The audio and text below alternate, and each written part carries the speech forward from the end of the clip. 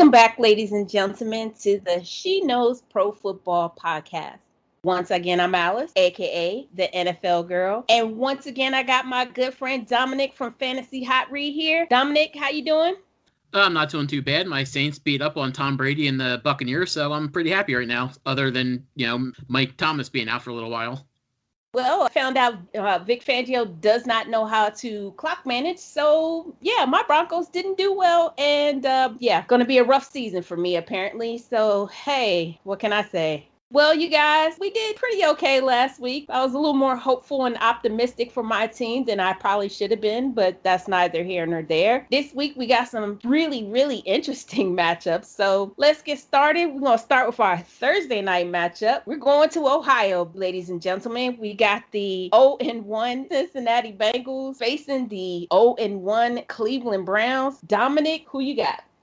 Yeah, this is going to be an ugly game. We saw the Browns played terrible against the Baltimore Ravens. Obviously, a lot of that had to do with the Baltimore Ravens being so good. The Bengals lost their home game against the Chargers. Neither of those teams looked good at all. Joe Burrow had a nice rushing touchdown for his first career touchdown, but they ended up losing the game at the end. This game's going to have more orange on the field than there are in the skies of California right now. And it's just going to be an ugly matchup, but I do think that in the first home game here, I think the Browns are going to be able to come back. I think they're a little bit better. They have more talent on offense, and I do think that they're going to pull this game out against the Bengals.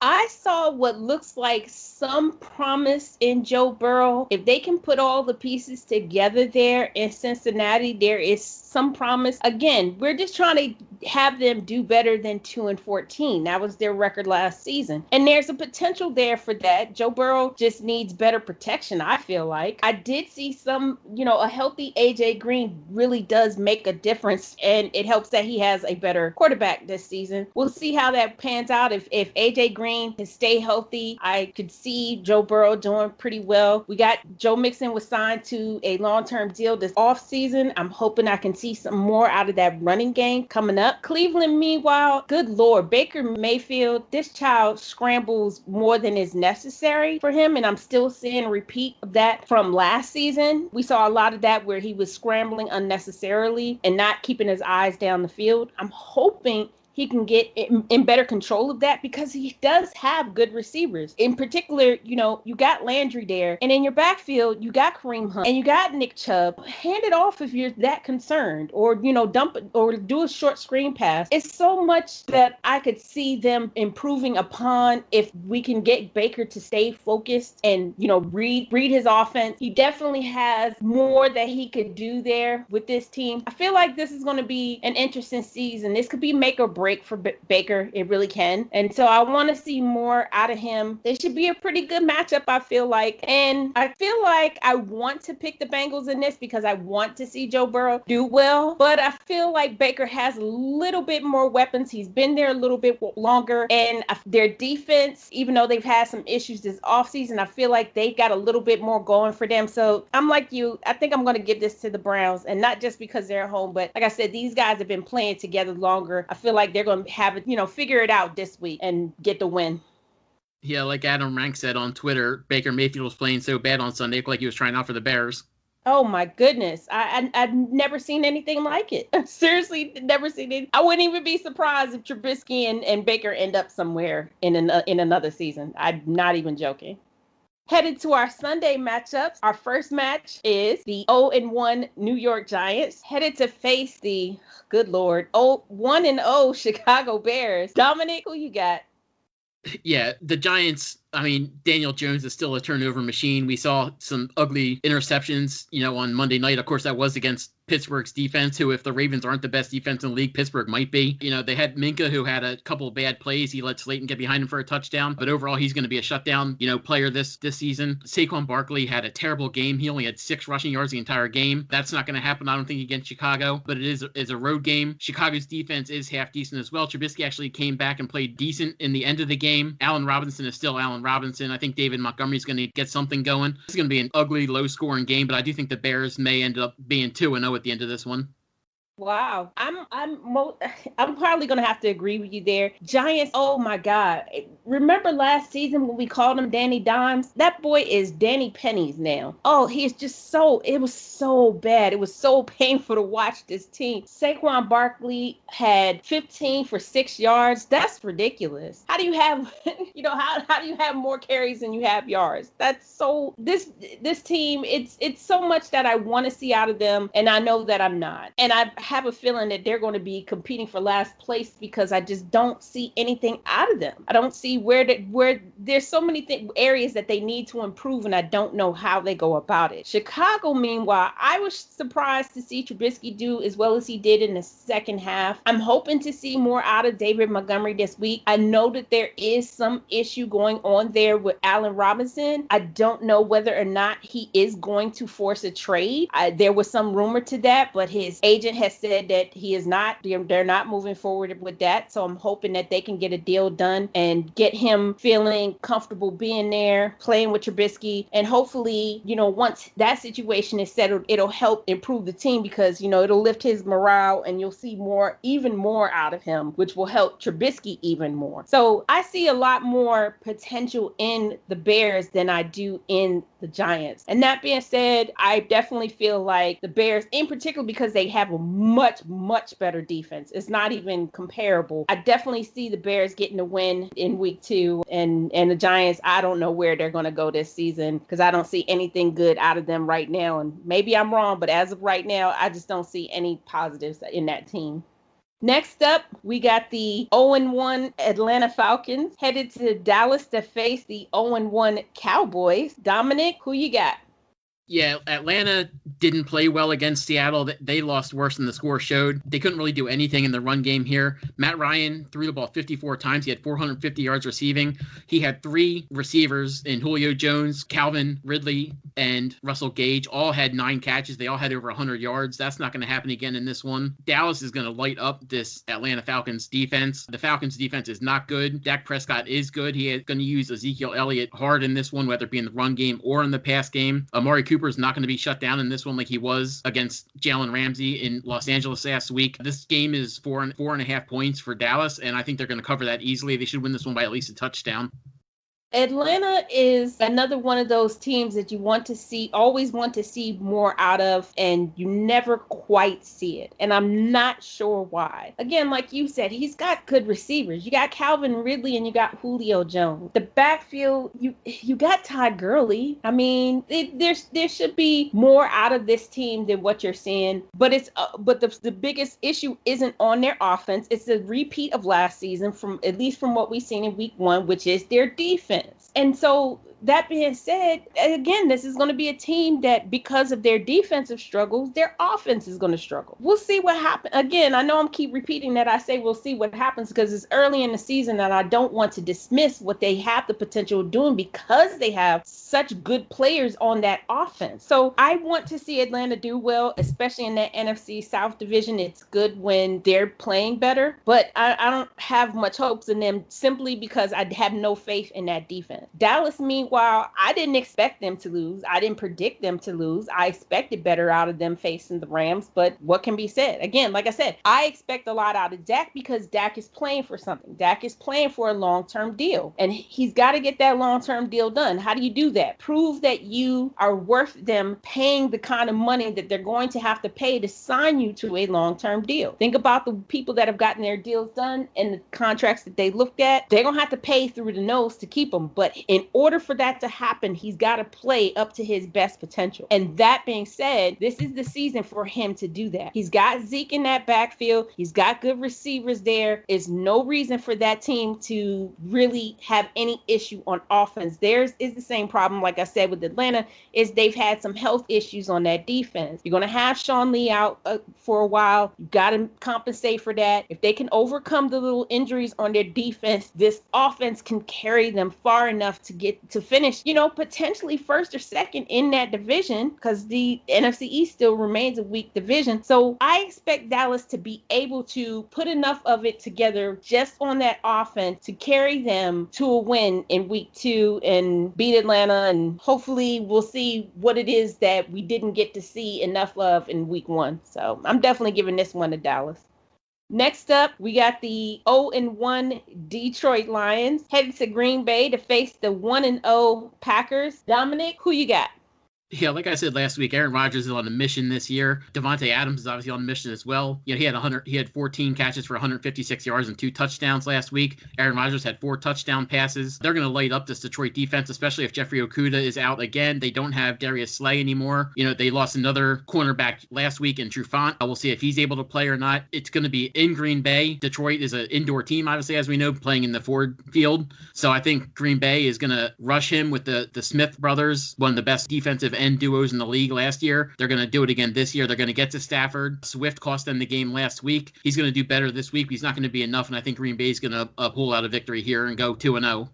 Okay, I don't like that I'm agreeing with you on all of these games, but so far I feel like that you and I are kind of seeing the same things out of these teams early in the season. Detroit has their defense, again, same issue as last season. It's going to be this defense, and some of those off-season losses are going to be significant on this team. I would love to see Detroit do better than what they've been doing they just seem to just keep, moving along and not moving up. You know what I mean? They seem to be stuck at mediocrity, and that's fine, but I want to see more out of this team, and I'm not seeing it. And I don't know what they can do to improve. Meanwhile, Green Bay, like I told you last week, Green Bay is on a mission to get Aaron Rodgers another Super Bowl. And the way that's going to happen is they're going to give it everything they got this season. Devontae Adams looked phenomenal last week. This defense was solid. They're playing for the potential to get themselves into the playoffs and all the way to the Super Bowl. Will it happen? Let's hope so, because I would love to see Aaron Rodgers win another one. And he's got enough really, really good key pieces there to be able to do it, especially on that defense, because that's what's held them back in the past, and he doesn't have that issue now. And so let's see what they can do. He's got good coaching. You could see he's more mentally ready for these games. And so, yeah, I definitely have to give this one to the Packers. I just don't feel like Detroit's defense, with the injuries, with the off-season losses, are going to be able to get it done. And again, that makes me sad.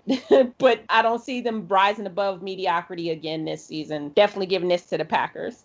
Next up, we got I'm shocked to say this, 1-0 Jacksonville Jaguars headed to Tennessee to face the 1-0 Titans. Dominic, who you got? Yeah, this one's pretty easy. I liked what Jacksonville did just because I do like, Gardner Minshew, as most people do. I don't think they can keep it up, though. They're not tanking. Obviously, they're trying, but I just don't think they're good enough. Tennessee is much better than they played against Denver. Sorry to your Broncos, but if Gostkowski didn't shank 4 kicks, they would have been, winning this game by a lot more. Derrick Henry had a great game in the thin air there. He's going to dominate in this game against Jacksonville in Tennessee in the home opener there. A.J. Brown didn't do anything in week 1. That's not going to happen again either. So I do think this is going to be a blowout. Right now, they're favored by 8.5 points. I think they could easily cover that. It could go up to 10 or 11 before game time. I do think they're going to win this game by double digits. So I do think Tennessee's going to pull this game out, and they're going to, go up 1 game up on Jacksonville in the division. Listen, I love Gardner Minshew. I do. It's something about his personality that you just can't hate this guy. You can't, because he's such a character. That being said, the team itself, not so good. And again, I'm not saying that he doesn't have DJ Chark there and that you're not going to see things out of him. I'm just saying that there's just not enough there. They're willing to, sell the farm, trade everybody away. Literally in the last 2 years, they either traded or released damn near everyone from the 2017 team that took them so far. So I don't get it. I don't understand why. I understand if the conflict of the personalities, but you can't get along with everybody. You got to make it work sometimes. As much as I like this kid, I just don't see them being able to go very far just based on the fact that they've given away a lot of their best players. Tennessee, meanwhile, as much as it hurt me to see them beat my Broncos, I saw in them so much good and potential. And again, like you said, AJ Brown isn't going to struggle every week. He's going to have, 100-yard seasons. I had him last year on my fantasy team. He did really well for me. I expect even more out of him this season, with Ryan Tannehill being there, Derrick Henry. I'm hoping that this week he gets at least $150 on the ground. That's my hope. He's not a net in there. They're playing there at home in Tennessee. This is a good team. Tennessee could potentially win this division again. So yeah, I'm like, again, I hate that I'm agreeing with you on all these games, but definitely see the Titans being able to go 2-0 and seeing Jacksonville crash back down. Again, just not that they're a terrible team. It's just they're just not going to get as far as a lot of people are predicting them to. So definitely giving this one to the Titans.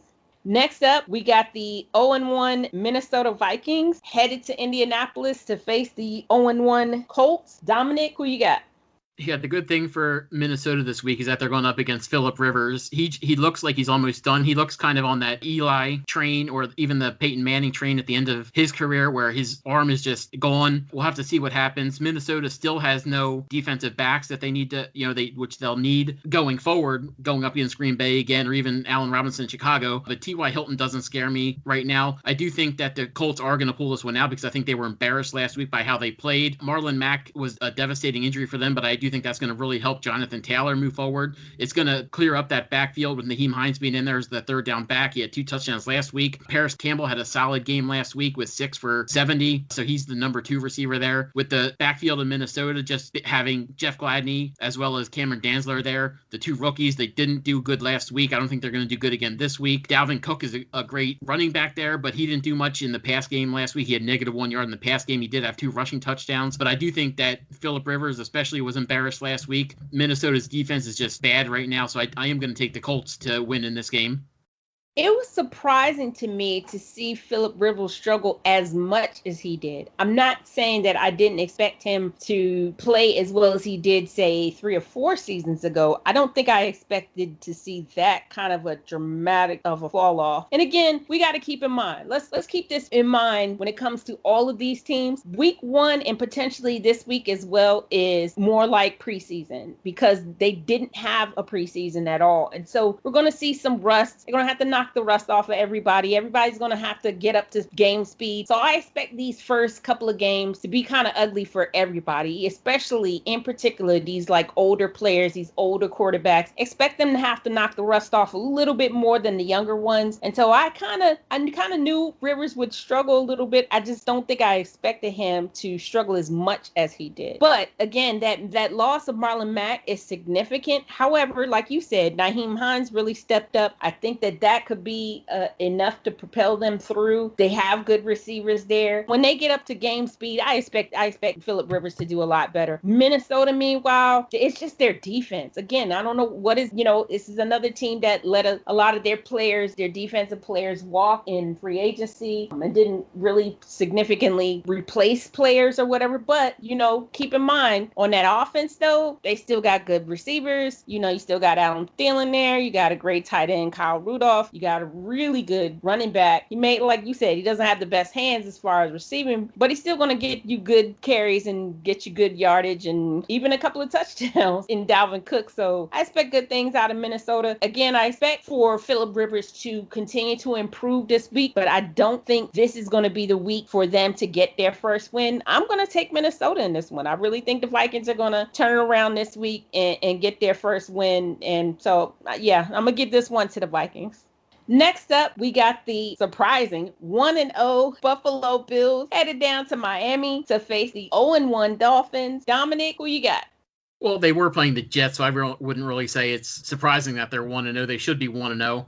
It should have actually been a bigger score. I thought it was going to be closer than it was, just because they tend to play these division games close. Josh Allen looked good in the first half. He looked terrible in the second half, and it almost cost him the game at the end. Ryan Fitzpatrick did cost Miami the game, throwing that interception and the touchdown. Well, he maybe not cost him the game, but definitely cost him the cover. But as we said last week, a lot of times the Patriots have a tough time down in Miami. Seems like everybody has a tough time down in Miami, especially earlier in early in the year. I think this is going to be a very tight game. We don't know if John Brown's going to play in this one. He's questionable right now. I don't think that Josh Allen's going to have as good a game this week as he did last week, as much as I do love him as a quarterback. And I just have a hunch here. I don't know why. You were talking about some weird stats like Saquon Barkley having 15 rushes for 6 yards last week. Well, Jordan Howard had 6 rushes for 7 yards and 1 touchdown. So, it was a weird week for running backs. I don't know if Jordan Howard's going to do that again this week. Buffalo Bills defense is very good, but Ryan Fitzpatrick is just a machine. We know that he's just going to throw the ball up no matter what. They have some decent receivers there, not great by any means, but I just have a feeling about Miami this week, and I do think they're going to pull it out against the Bills. Honestly, I don't like either one of these teams. I really don't. I don't have faith in either one, but somebody's got to win this division. And who knows, it's up in the air now, with Tom Brady leaving out of this division. So now it's completely up in the air, or so these teams would all think. Josh Allen, like you said, well, they were facing the Jets. So again, it does make sense that they were able to pull off the win because the Jets don't have any defense whatsoever. And so it kind of actually made Josh Allen look better than what he actually is. Not saying that he's terrible. I'm hoping that he has John Brown healthy this week because he's a really good receiver. I want to see Buffalo do well. Miami, meanwhile, Ryan Fitzpatrick, when he's on, he's completely on. You got the full Fitz magic going. When he's off, he is way off. And you never know from week to week which one you're going to get there. I would like to see Miami get their first win in the season, in particular that they're there at home. But I feel like Buffalo, if they get it fully clicking, and again, like I said, week one, you kind of have to keep it that this is going to be like preseason. So if they really get it fully clicking and going this week, they could really pull this out and do really, really well in this game, because I feel like they got more offensive weapons that can go up against Miami's weak defense. So I personally am going to give this one to Buffalo because I really feel like the Bills can do something this season, just because I feel like that there's some potential there and they have a little bit better defense than some of these other teams in that particular division. So I'm going to give it to the Bills. I think they can do it. Well, don't forget, though, the Dolphins are one of those teams in Florida where we're not going to go into politics, but they're going to have fans in the stands. And, as much as the Bills Mafia, packs that stadium all the time, Miami's used to playing in front of 16,000 fans. So they're going to be right at home here. So that's going to have an effect as well. That's definitely going to have an effect for all of these teams that are going to have fans in the stands. You're going to have a little bit of a balance out, but I just feel like the Bills got a few more weapons there and have the potential to do a little bit more. And on that defense, nobody better than Trey White. So yeah, I'm still giving it to the Bills. Next up, we got the 0-1 49ers. Oh, Lord. Headed to New York, let's say, to face the 0-1 Jets. Dominic, who you got? George Kittle may miss this game. Won't matter. They have one of the best offensive lines in the league. Trent Williams was pancaking people last week from what I saw on Twitter. They said that he just had some monster blocks in his first game back after a year of sitting out, luckily, in Washington. Either way, Raheem Mostert's going to run the ball left. He's going to run the ball right. He's going to run the ball through the middle. The Jets aren't going to be able to do anything about it. Sam Darnold looked terrible last week. All he has is, Jamison Crowder there. He'll be able to be shut down by this good San Francisco defense. Le'Veon Bell is on injured reserve, so it means he's going to miss at least 3 games. So I think this is going to be an easy win for the 49ers, even though they're coming across the country.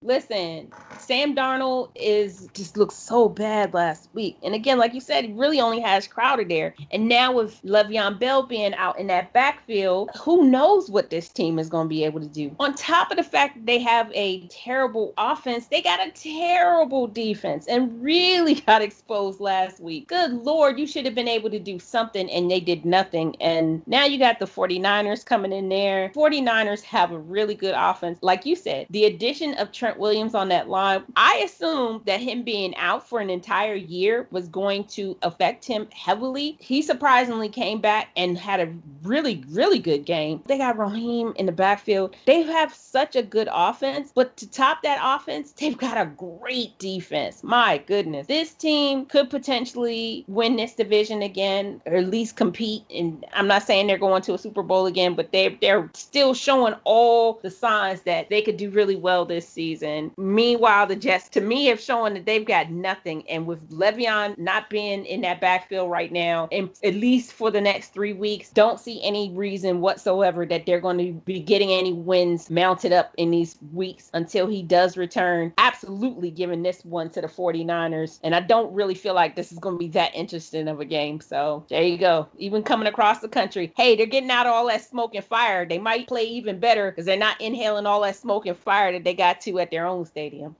Yeah, and they're going against a coach who's so bad that he tried to trade for Kalen Ballage before he was ended up being waived. Then the trade got reversed because he failed a physical. And then when Le'Veon Bell was put on injured reserve, he went out and signed Kalen Ballage anyway off the free agent wire. Unbelievable. Unfreaking believable. Over under that he lasts more than 5 games this season. I'm going to say over because I think their bye is later than that, but I'm going to say that he gets fired on the bye week. Touche. I'll say somewhere around week 5 or 6, but I do not see him making it through the whole season. Next up, we got the 1-0 Los Angeles Rams headed to Philly to face the 0-1 Eagles. Dominic, who you got? Eagles, they looked bad last week. Exactly what happened to Washington last year in Philadelphia happened to Philadelphia last year, where Washington last year got up 17-0 and then lost it in the end. Philadelphia did the same thing. They got up 17-0 in the first half and then ended up losing by, I believe, the same score. It was just an ugly game. Their offensive line was just decimated. They were already down their right tackle in Lane Johnson, one of the best in the game. Then his backup got injured. They had to bring in a 7th-round pick from 2019 who hadn't played football until he went to college at Colorado because he was a Seventh-day Evangelist and wasn't allowed to play football on Saturdays. So it was just a weird situation for him. Lane Johnson's supposed to be back this week. Miles Sanders is also supposed to be back this week. That's really going to help them. Los Angeles is coming off a major victory against Dallas, who is maybe the most overhyped team of this offseason. They are traveling across country. Philadelphia is much better than the Jets are. The Rams aren't as good as San Francisco is. So I do think that when elite teams come across the country, it may be a little bit of a misnomer that they're going to have trouble. With the Rams, they're not as good. So I do think they are going to have a little bit of trouble. This game is close. It'll be different if Miles Sanders and Lane Johnson don't play, but if they do play, which I expect them both to be playing, I do think that the Eagles are going to be able to pull this one out.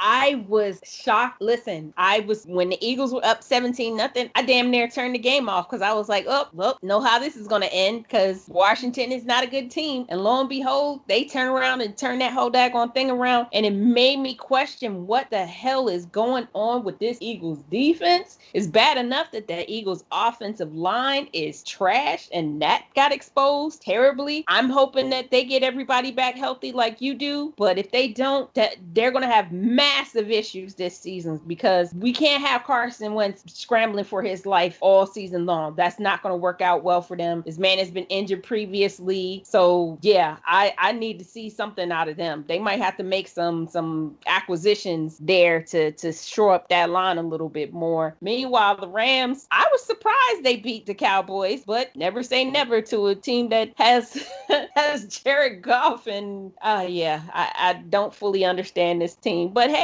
they signed Cooper Kupp to a long-term deal. Maybe they know something that we don't. I don't know. I want the Eagles to do well, but because, again, like you said, with Sanders being a question mark this week, but if he plays, then they have the potential to do much better than they do if he's not healthy. But again, because of the offensive line issues, I'm really concerned for Wentz in getting through this entire season. Meanwhile, the Rams, it's their defense for me that's always going to be key, not their offense. It'll be their defense that will be able to carry them through because you always are going to have Aaron Donald. They signed Jalen Ramsey to a long-term deal. They solidified this defense. And even if the offense struggles, they're always going to have a powerful defense. So again, like you said, they're coming across the country. But again, they're getting to breathe that nice, healthy, clean air that we do not have out here in the West Coast. So might play in their favor. I'm going to give this one to the Rams. I'm so concerned about Carson Wentz with that behind that offensive line. And with that concern, I just cannot pick them in particular this week against that Rams defense. So definitely giving this one to the Rams. Next up, we got the 0-1 Denver Broncos headed to Pittsburgh to face the 1-0 Steelers. Dominic, who you got? We don't know if James Conner is going to play in this one, but Juju Smith-Schuster looked really good on Monday night. He had 2 touchdowns. Big Ben looked to be back as well. Benny Snell looked to be a very good replacement for James Conner with, obviously they have the other running back there as well in the backfield. So if they don't have James Conner there, they're going to use, Snell and Jalen Samuels in a committee back formation there, which may actually be good for them. Their defense just looks amazing right now. It looks almost unbeatable. We'll have to see how Drew Lock plays in week 2. He played pretty good last week. Jerry Jeudy looked great last week, although he had a couple drops. But if Cortland Sutton is not there and they're undermanned against this Pittsburgh defense, it's going to be extremely tough for them to do anything. So I'm going to have to take Pittsburgh in this one. It hurts me. It truly hurts me to see my Broncos struggle the way that they did. One thing that I am learning is Vic Fangio I know I said this at the top of the show, Vic Fangio is terrible at clock management. My goodness. How do you finish a game and still had 2 timeouts left? That makes no sense. Anyway, I'm frustrated. Did you hear his excuse? What was his excuse? He said that he was too busy, not worried, but he was too busy making sure the defense was set up correctly that he forgot he had timeouts to use. Oh, God. See, and that right there concerns me so much. You should not have 2 timeouts left. So that right there, that's coaching. That's above your team. That's above the people on the field. You're going to make the wrong call at the wrong time. You're not going to have your defense set properly. Von Miller being out is going to be an issue. That being said, you need your offense to play its ass off this season because we learned that the loss of Von Miller, who is not just key on the field, but key in that locker room, makes a difference with him not being there. And so we need the coaching to be up next level. And that's not what we got in week 1. And that really definitely is red flags for me. And so as much as I like Drew Lock, and I think Philip Lindsay with Melvin Gordon there are going to do well. They really are. And then we saw that, Judy's going to do well. We saw what this offense can do. And if Cortland Sutton comes back healthy at some point, then we know that him with Judy is going to do well. There is good there on that offense. The defense is going to struggle a little bit simply because the loss of Von Miller is more significant in the locker room than it is on the field. And if we have coaching the way that we do, Broncos are going to struggle this season. And that bothers me as a Broncos fan. Oh, God. Steelers, meanwhile, Ben Roethlisberger came back and he showed that reconstructed elbow is all good. And they did really, really well in this game. And my boy Juju showed that 20 pounds of muscle that he gained in the offseason. There was reason for it because that child stepped up and had a hell of a game. Connor, he got hurt again. That's kind of what's expected. Connor has a tendency to get hurt a lot, but he's tough and resilient. If he misses a game or 2, you're still going to see him coming in and out. The kid is tough. He's going to get through. It's a good team and it's a solid defense. And I saw a lot out of TJ Watt. I hate to pick against my own team, but I don't, with the way that Fangio coached that game last week, don't see the potential of them having I'll say they'll have a mediocre season. Don't see them having a great season. Not until they get that coaching situation straightened out, and not with Von Miller being out on that defense. They got so exposed in week 1. I'm hoping I'm wrong and they can get it together at some point, but right now they look terrible, and I did not like what I saw out of that team. I'm definitely giving this one to the Steelers. I saw everything I needed to see when it came to the questions marks I had about Ben Roethlisberger being back out there with Juju, and they answered every question for me in week 1. Definitely giving this one to the Steelers. Vic Fangio is exactly the reason that you shouldn't have a head coach who's also a coordinator, especially the defensive coordinator, because they're not really up on the offense and when you use timeouts and stuff. So if you're a defensive head coach, you need to have a defense coordinator. 1,000%. And that's what got exposed last week. And I'm very disappointed in what I saw. Next up, we got the 0-1 Carolina Panthers headed to Tampa Bay to face the 0-1 Buccaneers. Dominic, who you got? Yeah, another game where there's going to be fans in the stands. Mike Evans caught that touchdown last week. Chris Godwin actually went into the concussion protocol today, but he'll probably make it out. But, you can't guarantee that with concussions. But he has 2 of the top 20 receivers in the league. Scotty Miller did very good last week. Even the run game did good last week, which is something we didn't expect. The only issue was Tom Brady kind of looked his age. That's not going to matter against the Carolina Panthers. Their defense is so bad, I could probably throw a touchdown against them. And Tom Brady's going to throw a couple of touchdowns against them at least. And Tampa Bay's going to go back home, and they're going to come out with their first victory.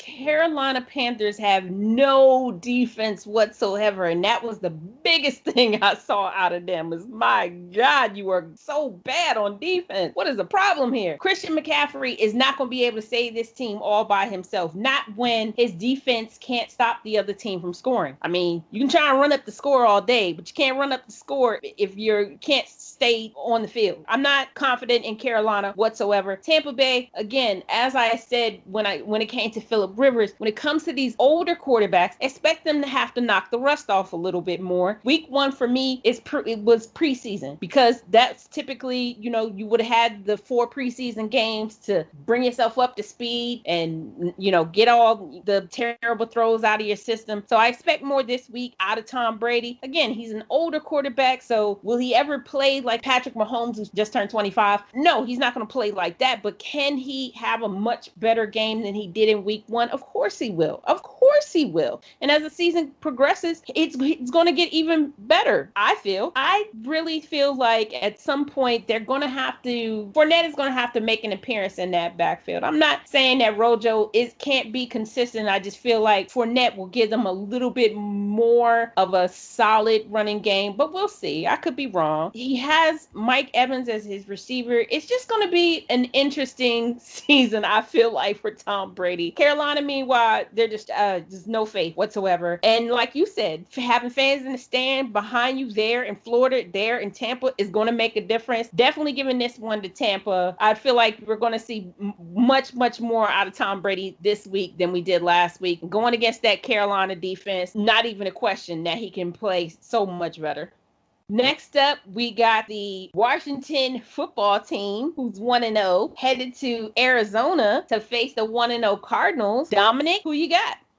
Yeah, Washington, obviously, as we said earlier, exposed that Philadelphia offensive line. They had 7 sacks in last week's game. They had 2 interceptions. That's not going to happen this week. Arizona's offensive line may not be great, but it is better. Kyler Murray, he's more mobile than Carson Wentz. I'm not going to say he's a better quarterback because he hasn't been in the league long enough, but I do think he's obviously far more mobile. He had 91 rushing yards last week. He has a much better receiver than anybody on Philadelphia, and DeAndre Hopkins, who had a career-high 14 catches last week for 150 yards. He had a career-high 16 targets as well. Kenyon Drake's there as well. They're going to light up this Washington team. It's not going to be nearly as close as they expect it to be, which is 6.5 points right now. I think it's going to be at least a 10-point Arizona win in this one. I think Washington's going to go into the desert and come out as a skeleton. Listen, I want to say that Washington really showed that they're a good team last week, but they were playing against a really bad Eagles. Eagles have offensive line issues, and Eagles defense got exposed. So let's just say that. Don't expect a lot out of them. And my friends back home hate me for saying that, and I don't care. But I like what I saw out of their defense. I like what I saw out of Chase Young. I like what I saw out of Ryan Kerrigan. They have the potential on that defense. It's a matter of whether or not Haskins and that offense can keep up, and I don't necessarily think that they can. They're headed to Arizona. They're facing Kyler Murray. Guess who Kyler Murray had this offseason? That's right, DeAndre Hopkins. Probably one of the top receivers in the league, at least in the top 3 for sure. So having him there, and we saw it last week. We saw the difference of him having a true number 1 receiver made a hell of a difference for him last week. 1,000% think that this team could do very, very well in that division. Expecting good things. I love the matchup of the two of them there. I really do. I wasn't expecting to like it as much as I do, but just after one game, I'm thoroughly impressed. Their defense is pretty good. I'm hoping that they can shore up some question marks I have there. My friends back home want me to pick Washington. They really do, but I can't. It's because of their offense. It's not because I didn't see that they don't have a potential on that defense, but I see more potential out of Kyler Murray now that he has DeAndre there. Definitely, I'm going to get this one to Arizona. I'm not going to pick against Washington every week, you guys. Stop feeling that way, but I'm giving this one to Arizona because, like I said, I just see more out of their offense than I do out of Washington's offense. And I feel like their defenses right now are a little bit evenly matched, though I do see potential in Washington's defense to be able to propel them far. I see the potential for that defense to do really well. Let's just say that. Next up, we got the 1-0 Kansas City Chiefs headed to Los Angeles to face the 1-0 Chargers. Dominic, who you got? Yeah, we're going to have to see if this game can be played. I heard earlier today that if it was supposed to be played today, the air quality is so bad out there that they would not have been able to play it. That being said, we saw how ugly the Chargers played against Cincinnati. Kansas City is not Cincinnati. They have Patrick Mahomes, probably the best player in the league right now, at least the best quarterback in the league right now. They have, Tyreek Hill. They have Clyde Edwards-Helaire. They have Travis Kelce. This one's pretty easy. They have Tyrann Mathieu, the Honey Badger, in the backfield in the secondary. This one's going to be, I think the Kansas City Chiefs are going to win this one. So easy to pick that. Right now, our AQI, which is air quality index, sits at 166. In order for the NFL to cancel a game, and I only found this out last week myself, it has to get to 200. I feel like the game is still going to be played, but it is that acrid, smoky air is everywhere. I live out here in LA. I can tell you it's really bad. Like, I have to keep all my windows and doors closed. And so expect that to be an issue this season. I know I said it last week and I'm gonna say it again. I love Ty God. I expect good things out of him. Austin Eckler I love him as a running back. Keenan Allen, I love him as a receiver. I want to see the Chargers do well in that division because I like Ty God.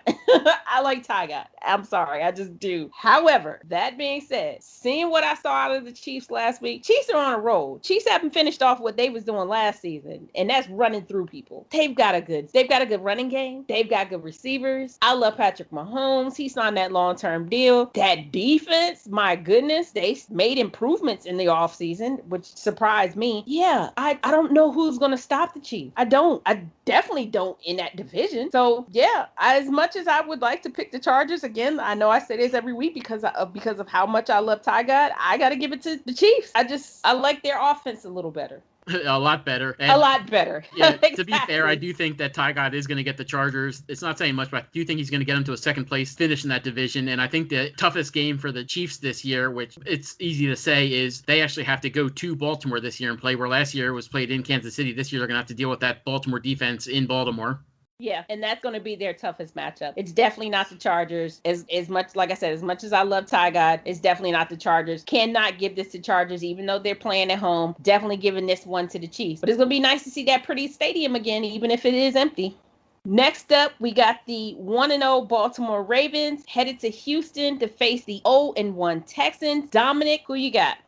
Lamar Jackson can run the ball. We saw last week that he could actually throw the ball as well. He had 3 touchdowns and 275 yards. They still ran the ball extremely well. J.K. Dobbins had 2 rushing touchdowns. Mark Ingram is still there as well. My boy Hollywood Brown had 5 receptions for 101 yards. They're going to march all up and down the field. The defense is going to be able to stop Deshaun Watson. As much as I know a lot of people like Watson, I'm a little down on him this year, and especially this week against that defense. They don't have DeAndre Hopkins anymore. I don't know what they're going to do in this game, but it's not going to be a win.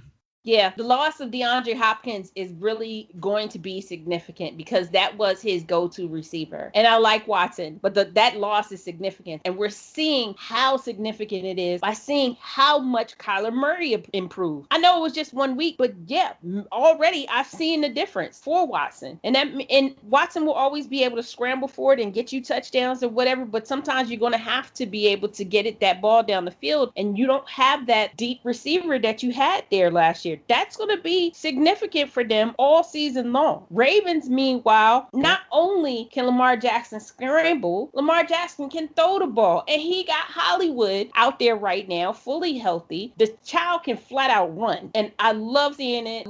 Again, that's another player I had on my team all season last year and saw how well he did for me when he was healthy. He's out there healthy right now. He looked good. And like you said, J.K. Dobbins is back there. They got Mark Ingram back there. This team is stacked. Definitely have to give it to the Ravens. That loss of Hopkins is going to expose the Texans for how significant that offense was dependent upon him. So absolutely, I got to give this one to the Ravens.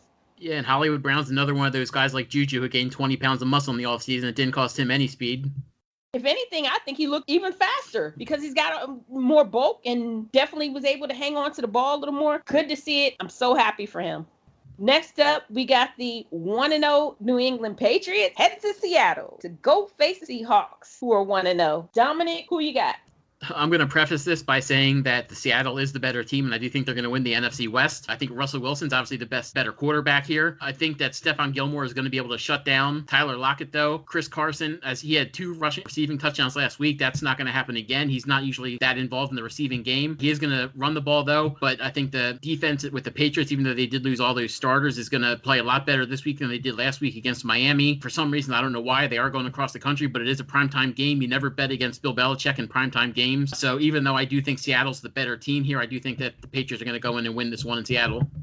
Whoa, great pick. Great pick. Listen, I know I said it last week, and I'm probably going to beat the hell out this horse all season long. The combination of Cam Newton with Bill Belichick is amazing. And the reason I say that is if you hear the way the two of them talk about each other, there's such a good chemistry between them. They're going to have a hell of a season. They really are. They're going to have a really, really good season. They have the potential that they could win what is a terrible division because of the way that the two of them are clicking together. And I like that. However, saying that, they are going to Seattle. I'm hoping that this game will be able to be played in Seattle. I've already seen, unfortunately, MLB games have to be moved out of Seattle. So I'm a little leery, but if it moves forward, then this game is going to be a really, really good game because we're going to get to see Cam Newton and Russell Wilson face off. My goodness, this might be the game of the week. I'm not even exaggerating on that. Just to see the two of them face off, it makes me so giddy like a little kid. I'm so excited, but I absolutely feel like Seattle's going to get the better of this. They got Chris Carson in the backfield. I expect more out of Tyler Lockett this week. Listen, DK Metcalf is a beast. Have you seen this child? My goodness, he's huge. And then we got Russell Wilson. This is a really, really stacked team. So, and they're playing at home, hopefully. So 1000%, I got to give it to the Seahawks. I really, really feel like they're going to pull off this win. I expect good things out of them this season. And again, I'm so excited for this matchup simply because it's Cam versus Russell Wilson. I can't wait. I'm so excited for this game, but definitely I have to give it to the Patriots here. Yeah, I don't know if it's going to be moved or not, and I know it would never happen. I don't know how far they would have to move it, but if this game gets moved, obviously there's no fans, so it doesn't matter where they move it to. I would love to see them move it to either Eastern Washington University on the Fire Engine turf or to Boise and play on the Smurf turf. Ooh, we'll see what happens. I'm hoping it doesn't have to get moved, but yeah, there's wildfires up there. God bless everyone up there. Please stay safe. But yeah, hopefully it doesn't get moved and the Seahawks will be able to pull off this win. And last up, we got our Monday matchup. We got the 1-0 New Orleans Saints headed to Vegas to face the 1-0 Las Vegas Raiders. Dominic, who you got? Yeah, I'm a little concerned about Michael Thomas not playing in this game. He's probably going to be out for at least a couple of weeks, but they still have Drew Brees, who's obviously much better than Derek Carr. He's one of the best quarterbacks of all time. They still have Emmanuel Sanders, who I think is going to be able to feast in this game anyway because the Raiders' defense, as we saw last week, is just not good. They have Alvin Kamara. They have Latavius Murray. I think that Traquan Smith, the wide receiver for the Saints, is going to have a solid game here as well in the absence of Michael Thomas. So I do think they are the far better team, even though they're going to be without Michael Thomas. And I do think that they are going to give the Las Vegas Raiders their first home loss in their first home game. Hey, the Saints are a really good team. And even without Michael Thomas, I know that's our WR1. Every chance that I get to draft him in every fantasy league, I do. Listen, if it's between him and an RB4, I'm going to take Michael Thomas every single time. That being said, Michael Thomas is out. Can they still play well without Michael Thomas? Absolutely. Because in that backfield, you got Alvin Kamara, who just got his deal done. So he's got something that he needs to show off. You got Latavius Murray. They did bring in Emmanuel Sanders this offseason. It's Drew Brees. My goodness. Stop it. They're going to do well, even with Michael Thomas being down. And Michael Thomas is only expected to be out a few weeks. I'm hoping that stays true. Now he will be able to come back 100% healthy. Solid defense. Not worried about them on the defensive line. Vegas, the Raiders, don't have a lot of high hopes for them. And that's not me just being biased because I am a Broncos fan, but it's just simply because I don't see enough out of that defense for them to be able to sustain wins over a long period of time. And Saints are coming in there. They're already hyped up. They got to show that they can win without Michael Thomas, and I really feel like this is their opportunity to do it and to show it off in a great, big, new, beautiful stadium out there in the middle of the desert in Vegas. So, yeah, I'm giving this one to the Saints. I absolutely think that they're going to get that win. Well, you guys, that's all our matchups for this week. Dominic, I need you to give me one start and one sit in fantasy for week 2. Yeah, my start is going to be coming from that Monday night game with Michael Thomas being out, as we said. They are going to have to go somewhere. They're not going to just run the ball 80 times and call it a day. Drew Brees is going to throw the ball, and it's going to go to Emmanuel Sanders. So if you have him on your team or if he's on your waiver wire or even in DFS, I think he's a very good play. Obviously, DFS, you're going to have to do a Monday night competition or else you are not going to get him. For a sit, as good as he was last week, he had 5 catches for 105 yards and a touchdown. That was not against the 49ers defense. That was against the Bills, who kind of just left him alone. He's a slot guy, so he wasn't really being covered by Trey White. So this week it's going to be a much different story for Jamison Crowder. So I would sit Jamison Crowder this week as much as you're going to want to start him after the play he did last week. I like it. I definitely like it. Well, you guys, that's all the time that we have today. I want to thank everybody again for listening. Be sure to follow me on Twitter at TheNFLGirl320. Dominic, where can they follow you? You can follow me at EnvisionFF. You can read more of my thoughts at SheKnowsProFootball.com. Dominic, where can they read your work? You can read my work at FantasyHotRead.com as well as RotoBaller.com and ExpandTheBoxScore.com. Thank you guys all again for listening. See you back here next week.